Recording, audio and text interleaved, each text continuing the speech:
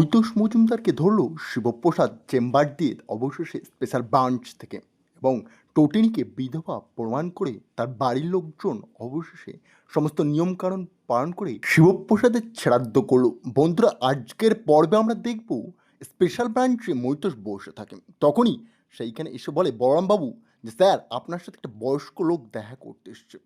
মহিতোষ বলে, আমার খুব তাড়াতাড়ি, এখন তো সময় নেই। তখনই বড়মবাবু বলে, একটুকুনি দেখা করুন। মহিতোষ রাজি হয়ে যায়, আর বড়মবাবু গিয়ে বলে, এই সাবধানে কাজটা করিস, কোনো যেন ভুল না হয়, আমি বাইরে পাহারা দেবো।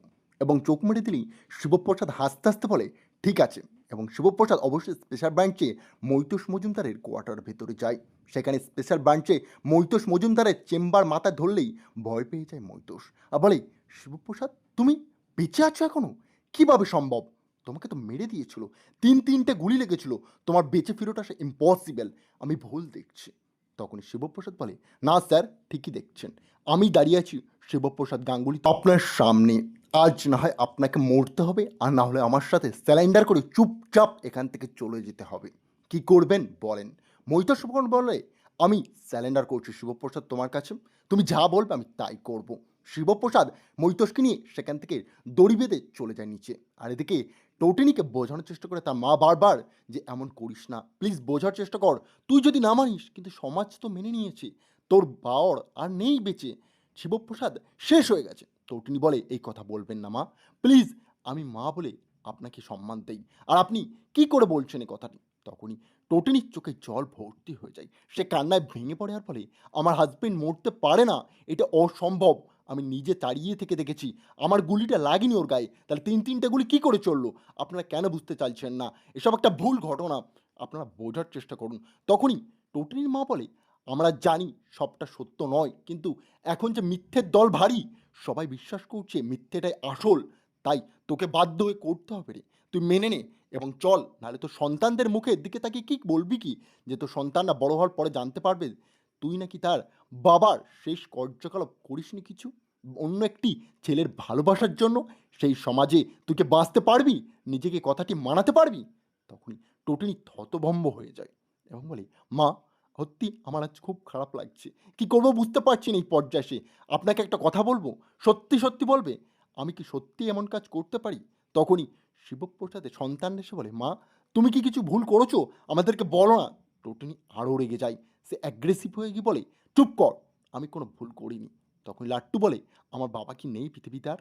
টোটনি সে কথাটা শুনে বলে, এমন কথা বলিস না, তোর বাবা বেঁচে আছে, তোর বাবার কোনো ক্ষতি হতে পারে না, আমি তার কোনো ক্ষতি হতে দেখতে পারি না, এটা অসম্ভব। তখনই টোটেনির মা বলে, চল তাহলে এবার শেষ কার্যকলাপটা করে ফেল, ওর শ্রাদ্ধটা সম্পূর্ণ কর।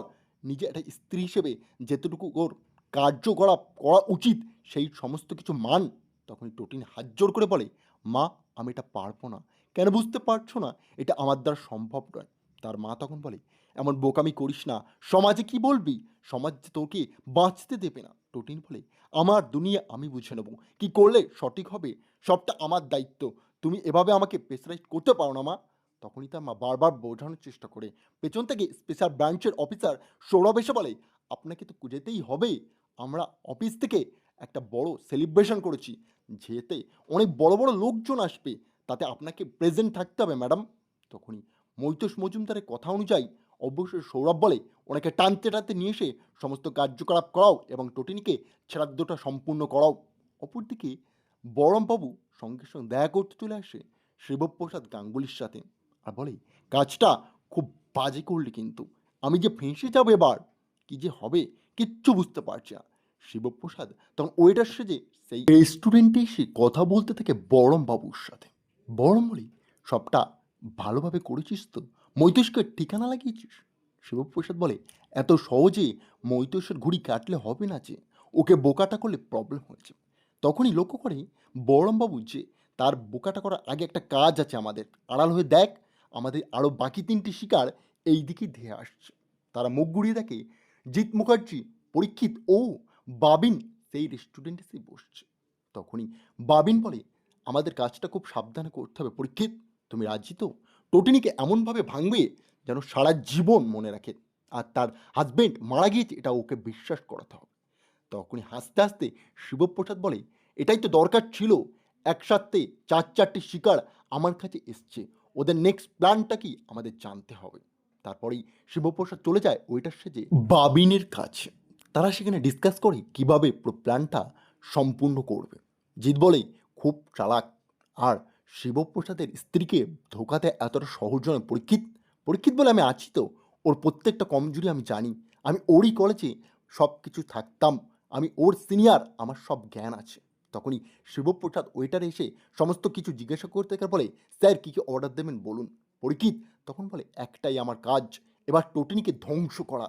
টোটিনি মান সম্মান সব ছিনিয়ে নেব। জিৎ তখন একটা একটা করে অর্ডার দিতে থাকে আর বলে, তাড়াতাড়ি 3-3টে জলের বোতল নিয়ে আসুন তো। তারপর অর্ডারটা দিচ্ছে। তারপরে শিবপ্রসাদ সেই কথা অনুযায়ী একটু আগিয়ে গিয়ে দাঁড়িয়ে দাঁড়িয়ে সমস্ত কথা তাদের শুনতে থাকে। আর পরীক্ষিত বলে, এবার টোটিনির মান সম্মানটা আমি পুরো ছিনিয়ে নেব, ওকে ইজ্জতহীন করে দেবো। তখনই বাবিন লক্ষ্য করে সে ওয়েটারটি ওখানে দাঁড়িয়ে এক টানা তার কথা শুনছে। বাবিন বলে, এই তুমি আমাদের কথা শুনছো কেন? তখনই শিবপ্রসাদ হালকা গলায় স্বর চেঞ্জ করে বলে, না স্যার, আমি আপনাদের গলাটাও শুনিনি, আপনাদের কথা আমি কিছু বলিনি। তখনই বাবিন বলে, বাবা দেখছো ওই ছেলেটি আমাদের কথা শুনছিল। তখনই জিৎ বলে, এইখানে দাঁড়াবেন, আপনার সাথে আমার কথা আছে। জিৎ তক্ষুনি দাঁড় করালি। এদিকে বড়রামবাবু বন্দুক নিয়ে রেডি থাকে, যাতে কোনোভাবেই কোনো কিছু ফাঁস না হয়। তাই সে প্রোটেক্ট করতে থাকে শিবপ্রসাদ গাঙ্গুলিকে জিতের হাত থেকে।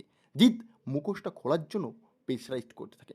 যখনই সে তার মাস্ক খুলবে বারণ করে, জিৎ নিজে থেকে হাত বাড়ায় আর তার মাস্কটি খুলে দেবে বলে। জিৎ বলে, তুমি কে? এমনভাবে সবটা দেখছো? বড়রাম বলে, একবার মাস্ককে হাত দে, তোর আজ শেষ দিন। যেই সে মাস্কের দিকে হাত বাড়ায়, তখনই কল আসে জিৎ মুখার্জির কাছে আর বলে, আপনি যান, চলে যান, আপনার সাথে পরে কথা হবে। বিজিৎ কল করে বলে, তাড়াতাড়ি কাজটা শেষ করে আসবেন, মৈতাসের একটা প্রবলেম হয়ে গেছে। জিৎ বলে, আমরা একটু ডিনার করছি, পরীক্ষিতের সাথে সব কাজটা থেকে বুঝিয়ে চলে যাব, চিন্তা করো না। তারপরে সে কলটি রেখে পরীক্ষিতকে বলে, আমাদের আর এখানে কোনো ডিসকাশন করাটা ঠিক হবে না, আমাদেরও সন্দেহ লাগছে কিছু একটা প্রবলেম হয়ে যেতে পারে। এদিকে বড়রামবাবু বলে, বিপদ কতটা শীঘ্র আমাদের কাছে চলে এসেছিল দেখলি? বাবিন তোকে কিন্তু সঠিক সন্দেহ করেছিল, একটু হলেও আমার ফেঁসে যেতাম। তারপরে সৌরভ ফোন করে বলে, আমি আমার কাজ সম্পূর্ণ করেছি, টোটেনিকে বুঝিয়ে দিয়েছি। তখন বিজিৎ বলে, তাড়াতাড়ি নিজের বাকি বন্দুকটা ও গুলি 3টে বার করে সেখান থেকেও খোঁজে, নাহলে কিন্তু প্রবলেম হয়ে যাবে বহুত বড়। ভয় পেয়ে যায় সৌরভ। পেছন থেকেই আয়ুষ এসে বলে, তুমি কেন এমন করছো আমি বুঝতে পারছি না, তোমার সাথে যখন আমার কোনো সম্পর্ক নেই, তাহলে তুমি কিভাবে আমাকে এভাবে আটকে রাখতে পারো, বোঝাও আমাকে। তখন বিজিৎ বলে, সম্পর্ক নেই কে বলেছে তোমাকে? দাঁড়াও, তোমার সাথে আমার কিসের সম্পর্ক দেখবে। সঙ্গে সঙ্গে একটি লাল টকটকে সিঁদুর নিয়ে আয়ুষের স্মৃতি পুরো ভরিয়ে দেয় সেই সিঁদুরে। আয়ুষী পুরো অবাক। সে বলে, কী করছো বিজিৎ, তুমি তুমি সিঁদুর পরিয়ে দিলে আমাকে? আমার হাজবেন্ড হওয়ার কোনো যোগ্যতা তোমার আছে? কিভাবে তুমি তোমার স্ত্রীকে আটকে রেখেছো এই সমাজে? এভাবে আটকে রাখতে তুমি পারো না। বিজিৎ হাসে।